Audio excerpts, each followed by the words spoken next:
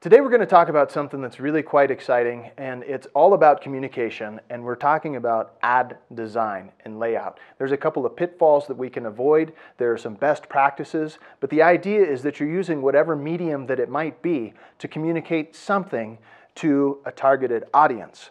And so it's a big, broad, diverse topic. There's a lot of things to cover, but we're going to keep it real condensed because this video, we want to keep it as short as possible.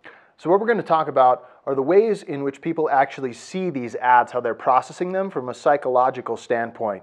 And we're going to talk about some of the common pitfalls to avoid and other things that are good best practices to remember when we're designing our ads. And the thought is, look folks, you might have been doing ads for quite some time, but it's always good to go and look with a fresh eye at the communication that you're putting out there. It doesn't matter if it's online or if it's in print or whatever the medium might be. So, how are people seeing your ads? Our goal is to communicate some form of message to an audience. So we're communicating. We want to direct their eye flow in a certain order around that ad.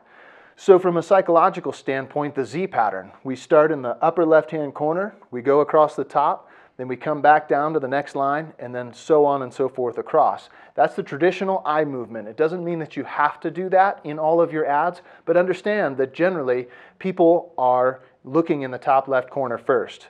Another thing that they're doing is reacting on a subconscious basis to the colors. And so there's lots of resources out there, but you do want to take a little thought and put that into the colors that you're using in your ads. You know, green is associated with wealth or confidence or growth. It's very relaxing. Yellow is about optimism. Blue, trust. Red is a very high stimulating, bold color. Orange can be about aggressiveness or call to action. So anyhow, those are just a couple things. And then negative space. When you have nothing on an ad in certain places, it gives weight to the things that are in the ad. You can control the eye flow through the use of negative space. So that's why sometimes a really clean ad just has such an aesthetic appeal to it. Well, it takes a little bit more creativity and a lot more effort to create a clean ad that is actually communicating what you want to communicate through an image, you know, a call to action, any text, font, anything like that. So you got to work harder, but you get a better ad. So take some time and go through those three things again. The Z pattern, how are you making the eyeballs flow, what colors are you using, and the use of negative space. Some things to avoid would be making things too busy on your ad.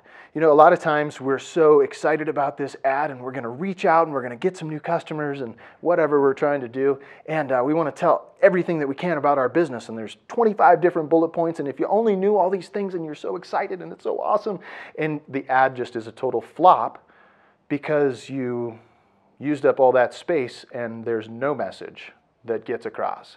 Remember, we're communicating through these mediums.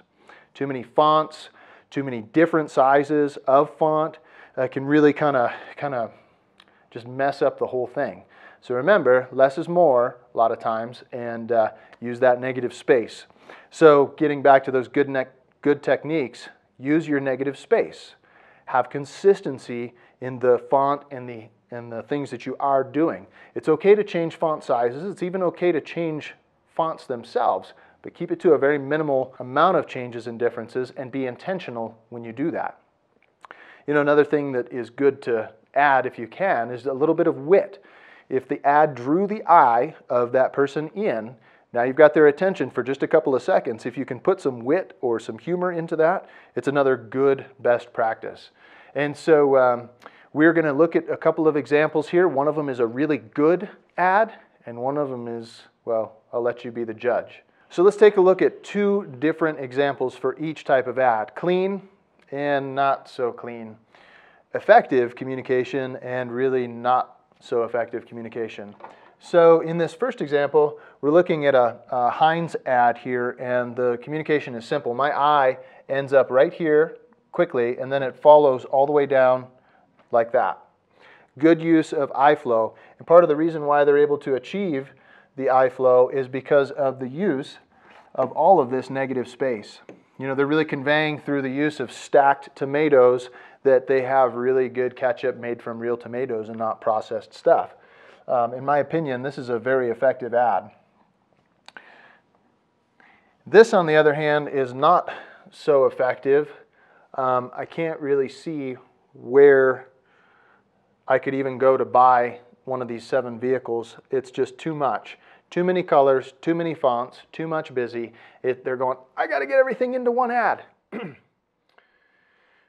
On the other hand, this is just a tremendous ad. What Volkswagen is doing here, of course, again, iFlow. Whoa, we'll keep that in there because that was fun. iFlow, I go to the car first and then almost straight down to the message, think small.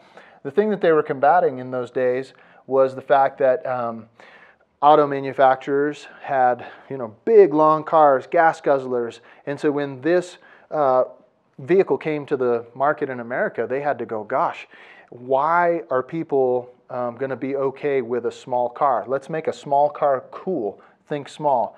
Unbelievable amount of negative space. Great ad. They were having to combat a cultural mainstream thing to be able to sell their product. It's a huge challenge when you go for that. But obviously they did it. So anyhow, just want to say thanks for listening.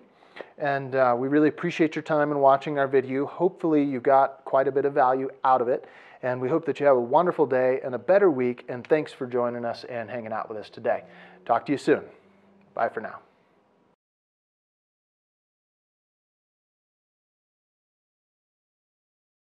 Today we're going to talk about how to grow an excellent mustache. Nick, without further ado,